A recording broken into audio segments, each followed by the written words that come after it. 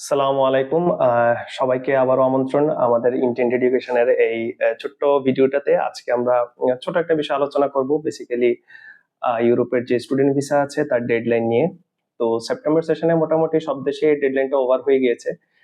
এখন পর্যন্ত সেপ্টেম্বর সেশনে কেউ যদি আবেদন করতে চায় তাহলে তার জন্য শুধুমাত্র সাইপ্রাসেরই আবেদনের যে পোর্টাল সেটা খোলা আছে।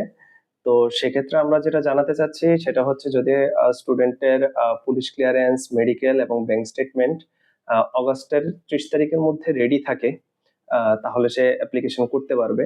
তো তার মানে এই না যে আপনি অগস্টের 30 তারিখ যেই আমাদেরকে ফাইল সাবমিট করবেন বা যেখানে যদি আপনি সেলফ অ্যাপ্লিকেন্ট হন সাবমিট করবেন। ব্যাপারটা হচ্ছে আপনি অগস্টের 30 তারিখের মধ্যে এই সম্পূর্ণ ব্যাপারটা আপনার হাতে থাকতে হবে। অর্থাৎ আপনার অফার লেটার, আপনার পুলিশ ক্লিয়ারেন্স, আপনার মেডিকেল এবং আপনার যে 10 থেকে 12 লক্ষ টাকার যে ব্যাংক স্টেটমেন্টের প্রয়োজন, এটা সম্পূর্ণটাই আপনার হাতে থাকতে হবে।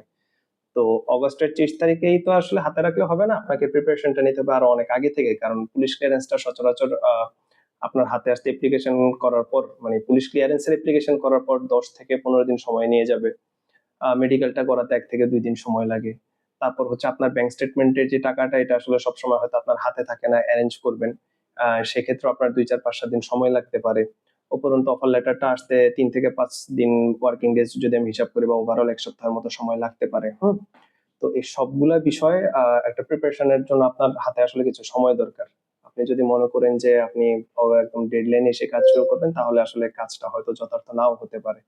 তাই ইন্টেন্ট এডুকেশনের পক্ষ থেকে আপনাদের জন্য সাজেশন থাকবে, যদি এখনো কেউ সেপ্টেম্বর সেশনে সাইপ্রাসের জন্য অ্যাপ্লিকেশন করতে চান, আপনারা অগাস্টের 30 তারিখের মধ্যে এই সবগুলো বিষয় আপ টু ডেট করে ফেলবেন।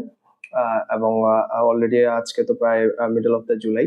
সো আর দেরি না করে খুব দ্রুততার সাথে আপনাদের ফাইলগুলা এবং বাকি কাগজগুলো প্রসেস করে ফেলুন। ধন্যবাদ, সবাই ভালো থাকবেন। আসসালামু আলাইকুম।